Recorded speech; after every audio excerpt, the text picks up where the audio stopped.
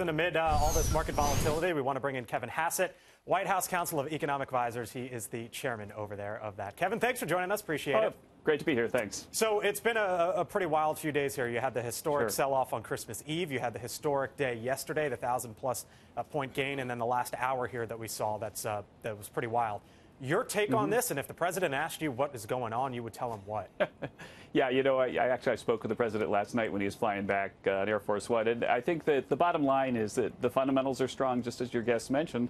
And I think anybody that really can tell you for sure why the market did this or that today needs to have their head examined, right? I mean, the market's very much smarter than the rest of us, and it moves around for very, very strange reasons day to day. But in the long run, you know, Einstein said compounding is the most powerful force in the universe, and compounding of growth can lead to a heck of a lot of earnings, a heck of a lot of dividends. You know, having a dividend yield about 2.5 right now is looking like a pretty good yield relative to bonds, and I think that people are looking at that and deciding maybe they should get back in.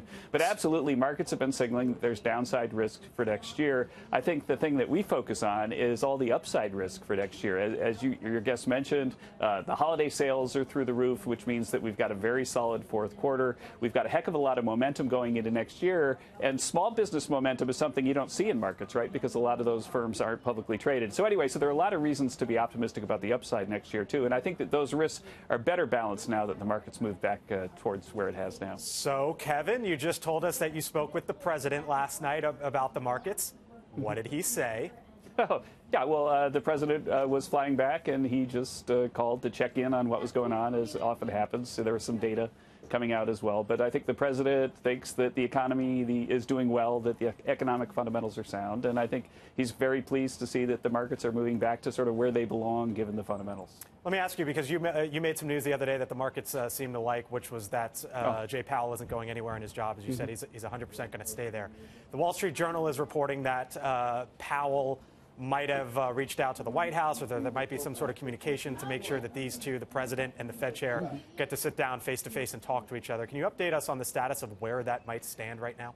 You know, I've not been involved in those discussions, but I can say that I think that if they did meet, that it would be a very favorable thing, that the two of them are very, great guys that would get along if they were to meet and talk things through. And the president loves to listen to reason, to arguments, to analysis, and Jay does too. And so I think they'd have a very productive dinner were they to meet. But right now, I don't have any news to break on that. Well, I know you say you aren't involved in the discussions. Are we to take from that there have been discussions to make sure that something like that could happen? Larry Kudlow was quoted in a Wall Street Journal article saying that there were discussions, and but Larry didn't talk to me about it. But I'm sure that there's something going on. Otherwise, Larry wouldn't have said it in the Journal the way he did. Let me ask you, while we have you here, I know that you're not a part of the trade negotiating team with China, but you are a part of the president's economic team, and your peers are involved with this. There was news out of China today that there have been high-level discussions even over this ongoing Christmas break. What have those discussions been like? And I guess more importantly, has there been any forward progress as far as the administration sees it?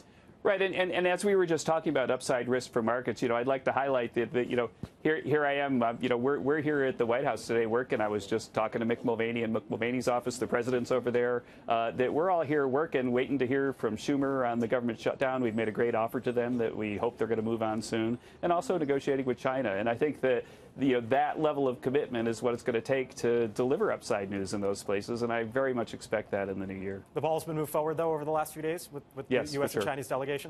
Yeah, that's right. That's what I'm hearing as well, yeah. All right, great. Kevin Hassett, thank you for speaking to us. Thanks. We appreciate it. Yep.